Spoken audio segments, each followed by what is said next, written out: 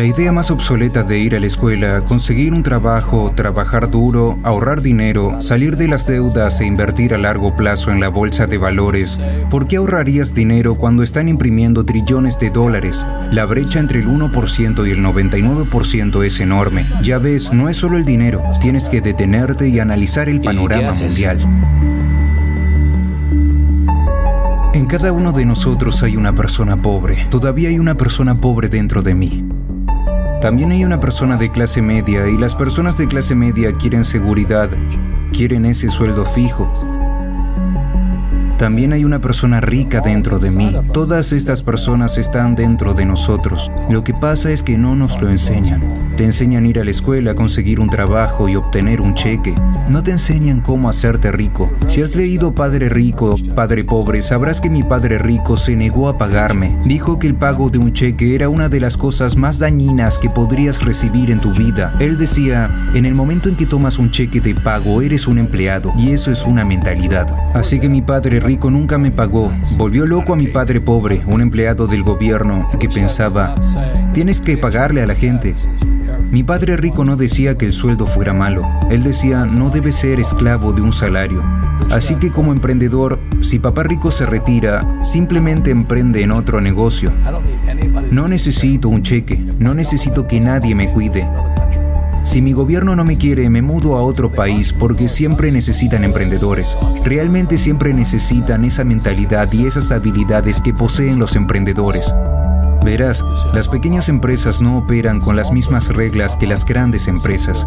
Antes que nada, ser emprendedor es una mentalidad, un conjunto de habilidades y roles.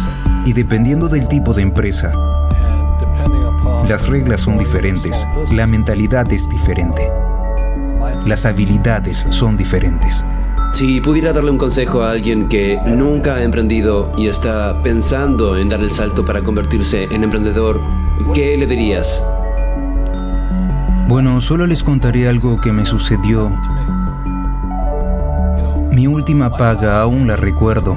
Fue uno de los peores y a la vez uno de los mejores días de mi vida. Yo estaba en Puerto Rico, estaba trabajando para Xerox. Y mi jefe me dio el último cheque. No fue un cheque de pago, fue un cheque de bonificación. Creo que eran unos $30,000. Así que recibí este cheque y le dije, ¡santo cielo! ¿Sabes lo que significa el último cheque? Así que estaba emocionado, pero también estaba perturbado. Y entonces otra persona se acerca a mí, su nombre era John, y John me dice, vas a volver. Yo dije, ¿por qué? Él me dice, porque vas a fracasar. Lo miré y le dije algunas groserías, porque eso es lo que él hizo. Dejó Xerox, fracasó y volvió. Y le dije, tú fracasaste y volviste, pero yo voy a fracasar y nunca voy a volver. Y esa es la actitud. ¿Sabes lo que quiero decir? Sí. Si dices, bueno, si fracaso volveré con papá y mamá, y eso es lo que harás. Así que cuando fracasas es cuando te conviertes en un emprendedor. No tuve dinero durante años, no tenía un salario. Pero eso es lo que mi padre rico me animó a hacer. Cuando no tienes esa entrada asegurada es que te vuelves más hambriento, más inteligente y te pruebas a ti mismo. ¿Te convertirás en un ladrón? ¿Te volverás deshonesto? ¿Engañarás y robarás? ¿O te convertirás en un mejor ser humano? Esa es la ventaja de convertirse en emprendedor. Realmente descubres quién eres cuando no tienes nada. Así que siempre hay que tener una visión global. Mucha gente la tiene y le va muy bien. Cuando miras bien el panorama general, sabes que cuando algo malo sucede, algo bueno viene detrás. Pero tienes que prepararte para lo que venga. Si crees que los próximos 20 años van a ser como los últimos 20 años, te van a estrellar. Cuando tú y yo vamos al supermercado y compramos un cartón de leche, siempre comprobamos la fecha de caducidad, pero la mayoría de la gente no comprueba la fecha de caducidad de sus cerebros.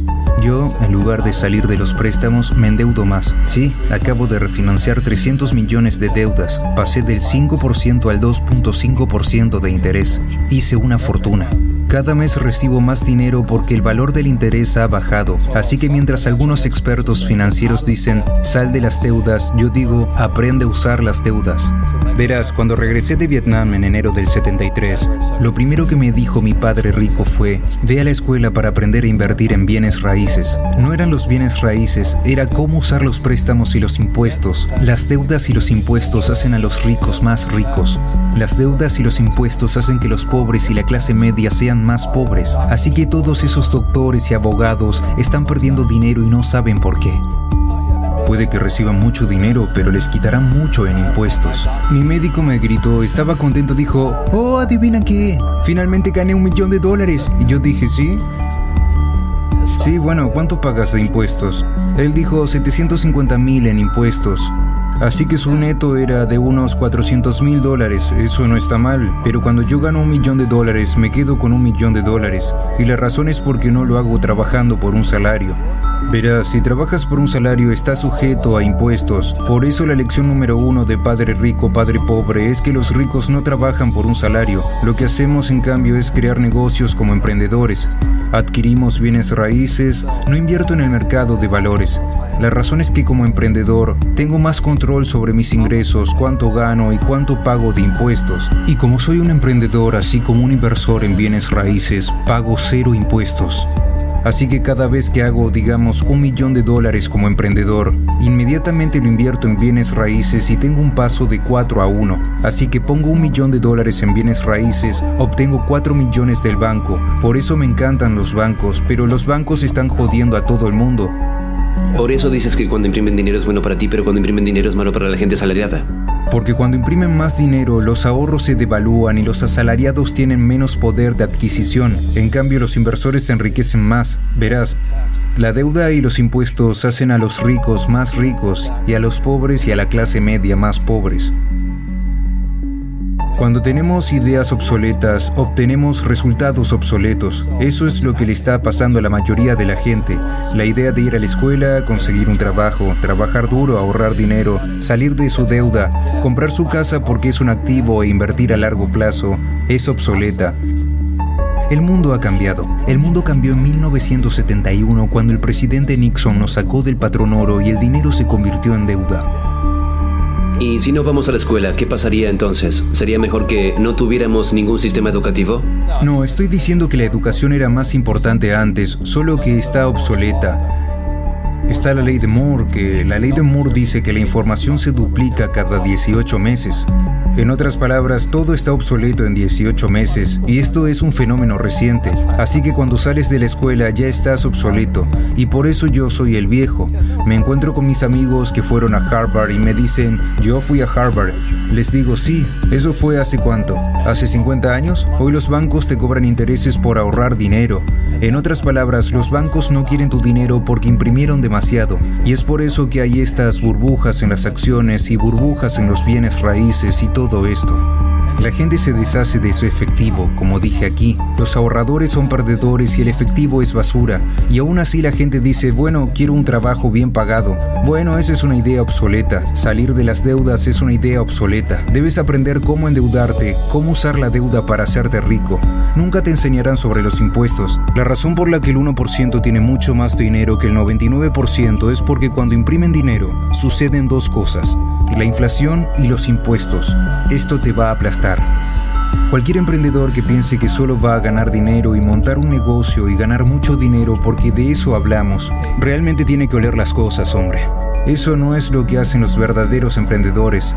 La mayoría de los emprendedores, hay 28 millones de propietarios de pequeñas empresas en América. 24 millones son emprendedores de una sola persona. Los llaman emprendedores sin empleados. Y eso es lo que sucede cuando la gente no entiende realmente lo que hace un emprendedor. Así que la mayoría de las personas son autónomos, pero no son realmente emprendedores. Los autónomos pagan impuestos muy altos, pero nadie se los explica. Sí, también les llaman personas con espíritu emprendedor. Pero de lo que hablábamos en realidad es que no existe una economía mala. Tú y yo todos tenemos una economía externa, pero también tenemos una economía interna. Y la fuerza de voluntad es cambiar nuestra economía interna. Así que para mí puedo ver lo bueno y puedo ver lo malo. No me importa, porque voy a ser rico de todos modos.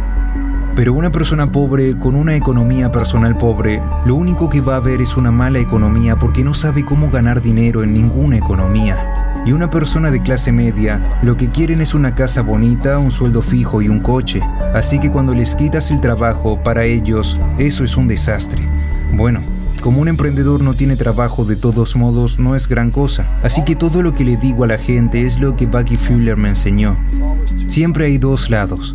¿Sabes lo que quiero decir? 2 es plural, como mínimo 2. Así que si crees que la economía es mala, es porque tu economía es mala. Si crees que el empleo estable es importante, entonces verás una economía sin empleos. Tu economía. Tu economía interna frente a la economía exterior. Entiendo, lo que controlas frente a lo que no puedes controlar. Puedo controlar, sí. Se llama un enfoque interno frente a un enfoque externo. Así que el verdadero emprendedor tiene un enfoque interno que si se cae dice, oh, esto es bueno, porque voy a subir más alto. La persona promedio se caerá y dirá, oh, voy a tomar Prozac, o esto es culpa de alguien, los errores no importan. Bueno, los errores importan.